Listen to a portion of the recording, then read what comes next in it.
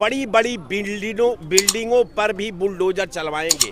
मैं अखिलेश जी का, भाई योगी जी तो जो कह रहे हैं मैं उन पे तो तरस खा रहा हूं, लेकिन अखिलेश यादव से हमारी इस तरह का ओछा बयान एक जनसभा में जहां हजारों लोग रहे हैं कि हम बुलडोजर चढ़ में किसी भी मुख्यमंत्री को किसी का घर ढालवाने का आदेश प्राप्त है। दोस्तों एक बार फिर से मौजूद हैं आपके लखनऊ के दारुल सफ़ा में, और हमारे साथ बात करने के लिए एक वरिष्ठ नागरिक मौजूद हैं, उनसे बात करेंगे।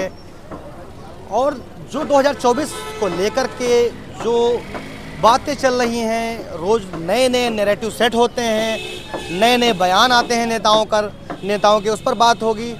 और मैं आपका दोस्त मोहम्मद नफीस और बात करता हूं सर से। सर, आपने देखा जिस तरीके से 2024 चुनाव नज़दीक आ रहा है, नेताओं के अंदर से जो ऊर्जा एनर्जी है और बहुत तेज़ी से आ रही है आगे। आप देख रहे हैं किस तरीके से अखिलेश यादव जी ने बिल्डोजर पर बयान दिया। आप उस बिल्डोजर को क्या समझते हैं? क्योंकि न्याय देने वाला बिल्डोजर है भाई वो। अब हमको तो आज तक ये पता नहीं चला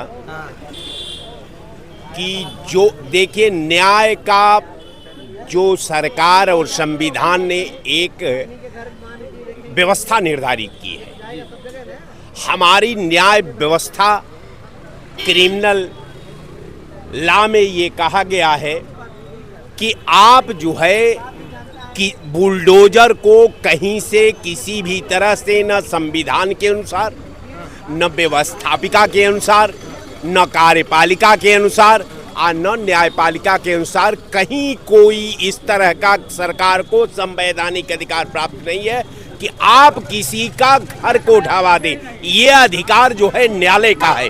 अगर न्यायालय के आदेश का पालन कराने में सरकार की वचनबद्धता है, अगर न्यायालय का आदेश के बाद अगर ये बुलडोजर चलता है तो हम और हमारे देश के नागरिक इस व्यवस्था को, इस प्रणाली को लाइक करते हैं और वेलकम करते हैं।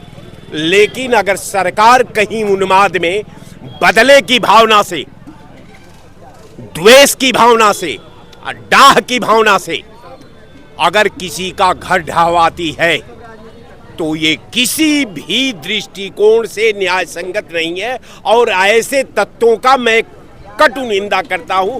जितना निंदा इनका किया जाए ऐसे अवांछनीय तत्वों का, उतना कम है। रगे दूसरा नंबर का सवाल आया कि साहब आज अखिलेश यादव ने कल किसी जनसभा में कही थी कि हम बड़ी बड़ी बिल्डिंगों पर भी बुलडोजर चलवाएंगे। मैं अखिलेश जी का, भाई योगी जी तो जो कह रहे हैं मैं उन पे तो तरस खा रहा हूं, लेकिन अखिलेश यादव से हमारी इस तरह का ओछा बयान एक जनसभा में जहां हजारों लोग रहे हैं कि हम बुलडोजर चलवाएंगे, तब या तो ये मुख्यमंत्री आदित्यनाथ इस बात को कह दे, या ये वर्तमान मुख्यमंत्री हैं, या तो अखिलेश यादव 5 साल मुख्यमंत्री रहे हैं, केवल मुख्यमंत्री नहीं रहे हैं, एक पार्टी का मुस्तकबिल है, एक पार्टी के राष्ट्रीय अध्यक्ष हैं। तो मैं वो हमको बता दें, हमारे जिस आदमी को, कि संविधान का किस अनुच्छेद के किस पैरे और किस आर्टिकल में किसी भी मुख्यमंत्री को किसी का घर ढालवाने का आदेश प्राप्त है। एक कोई भी मुख्यमंत्री हमको बता दे।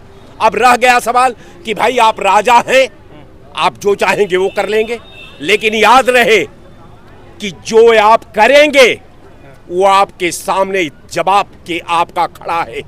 केवल आप समय का इंतजार करिए। ये समय जो है किसी को नहीं बख्शा है साहब। तो आपके हिसाब से लगता है लोकतंत्र खतरे में है इसके मतलब? हम नहीं, लोकतंत्र नहीं, आपने कहा रास्ता है। यहाँ का संविधान खतरे में है, यहाँ का आवाम खतरे में है, यहाँ का सद्भाव खतरे में है, यहाँ की एकता और अखंडता खतरे में है। कहाँ लोग घूम रहे हैं, किस दुनिया में है?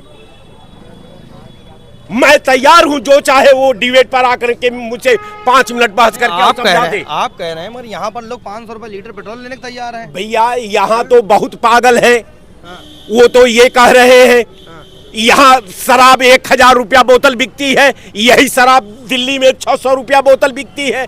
अगर कोई कहता है, हम तो कहते हैं कि 106 रुपया बैरल जब मनमोहन सिंह सरकार लेती थी तेल कच्चा, तो 57 रुपया में देश को मिलता था, और आज 57 रुपया बैरल तेल है वो 110 रुपया में मिलता है।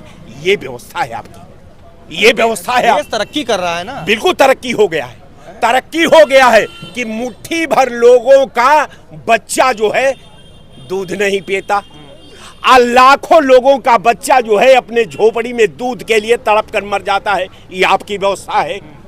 आपकी व्यवस्था है कि आप 40 लाख के गाड़ी में घूम रहे हैं, और यही आप ही की व्यवस्था है कि एक आदमी विधानसभा से 4 बार पैदल जाता है। ये आप ही की व्यवस्था है। आप ही की व्यवस्था है कि एक आईएएस का लड़का जो है उसके लिए विशेष स्कूल खुला हुआ है, और एक जो है गरीब के लिए दूसरा स्कूल खुला हुआ है। ये आप ही की व्यवस्था है, ये किसी तीसरे की तो व्यवस्था है नहीं। और रह गया सवाल कि नजाकत से हटिए, ये समय सबका अग्नि परीक्षा लेता है।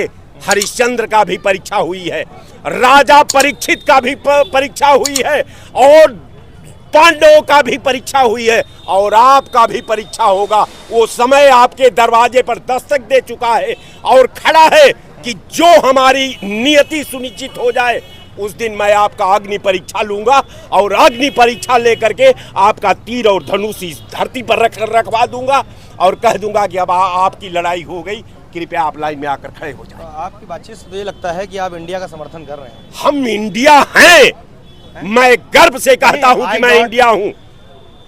डॉट वाला इंडिया नहीं, हम इंडिया हैं। आप देखिए, आप अपने सवाल पर रहिए। आपने कहा हम कोई डांट नहीं मानते, हम एक भारतीय हैं। हम इस भारत के संविधान में आस्था रखते हैं। हम कोई न हिंदू है, न मुसलमान है, न आपको लगता है अगर हम केवल भारतीय हैं। 24 में अगर सरकार बदल दिया आपने तो आपको तेल फिर से 55-57 में मिल भैया सबका ले बड़ चीज बा कि ये तो वर्तमान जब सरकार गठित होगी वो तय करेगी, ये सरकार का फैसला होगा। लेकिन हम 107 रुपया बैरल तेल खरीद करके 57 में दिया है, और आप जो है 57 रुपया बैरल तेल खरीद करके आप 120 रुपया में बेच रहे हैं। आप ईमानदार और साहब हम बेईमान। अरे भाई, रोडों का मकर जाल भारत में कहाँ रोड? हम लखनऊ की रोड में चलिए, हम आपको 100 किलोमीटर घुमा कर देख लेते हैं कहाँ जाल बन गई है। इस सरकार में सबसे ज्यादा एक्सप्रेसवे बने हैं। केवल इस सरकार में लूट हुई है, और उसका जांच होनी है। मैं फिर आपके चैनल पर कह रहा हूँ, कौन करेगा? जो आएगा वो करेगा। आपके साथ वही व्यवहार होगा। अमित शाह जी ने कहा है मेरे साथ व्यवहार किए हैं। अमित शाह और मैं किसी को किसी व्यक्ति का नाम लेकर नहीं, हम सरकार की आलोचना करते हैं, उसके नियत मंत्री हैं, गृह मंत्री हैं भाई। कौन? आप थोड़ा धैर्य रखिए, जब आपका नंबर आएगा आप बतिया लीजिएगा, जब आपका नंबर आएगा बोल लीजिएगा। समझिए, विकल्प यहाँ रावण का भी विकल्प मिला है, यहाँ दुर्योधन को भी विकल्प मिला है, और आपको भी विकल्प है। लेकिन शायद आप धृतराष्ट्र बन चुके हैं, आपको अपने विकल्प के बारे में ज्ञान नहीं है, तो उसको कौन समझाने जाए। अब रह गया सवाल कि मैं एक बात अपना खत्म करने से पहले आपको बता देता हूँ, कोई अहंकार किसी का साथ नहीं रहा है। इस अहंकार कंस का भी नाश हुआ है, अहंकारी रावण का भी नाश हुआ है। याद रहे कि नियति आपके अहंकार को खत्म करने के लिए सारी योजना बना करके उसका ताना बाना बुन दिया है। और मैं आज फिर आपके चैनल से कह रहा हूं कि अब गया माघ दिन 29 बाकी, गया माघ दिन 29 बाकी, हम यही रहेंगे। आप फिर हमसे, आप दूसरे दिन सरकार जिस दिन सुबह काउंटिंग हो जाए शुरू होगी, आप 10 बजे आकर हमारा नंबर ले लीजिएगा, टेलीफोन से बात कर लीजिएगा। अच्छा, तो फिर इसी